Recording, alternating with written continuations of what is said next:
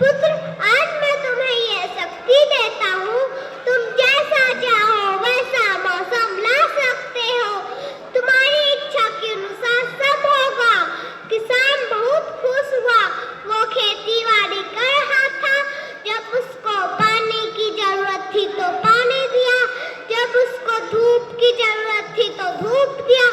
आंधी, बाढ़, तूफान, तेज धूप, तेज बारिश, उसने अपने खेतों पे आने ही नहीं दिया, सबसे बचा के रखा। इस बार किसान के खेतों में ऐसी फसल हुई थी जैसे कभी नहीं हुई थी।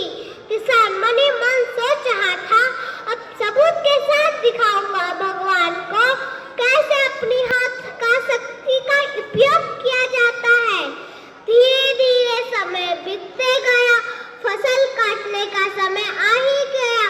किसान खुशी खुशी फसल काट रहा था, उसकी नजर गेहूं की बालियों पे पड़ी। गेहूं की बालियों के अंदर गेहूं का एक भी दाना नहीं था, सारी बालियां अंदर से खोखले हो गई थी।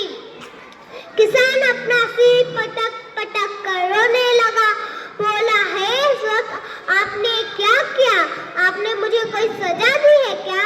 भगवान बोले, पुत्र, ये तो होना ही था, तुमने अपने पौधों को संघर्ष करने ही नहीं दिया, ना ही आंधी में झुलने दिया, ना ही बारिश सहने दिया, ना ही धूप में तपने दिया। एक भी चुनौती का सामना तुमने उन्हें नहीं करने दिया, इसीलिए सारे पौधे अंदर से खोखले हो गए।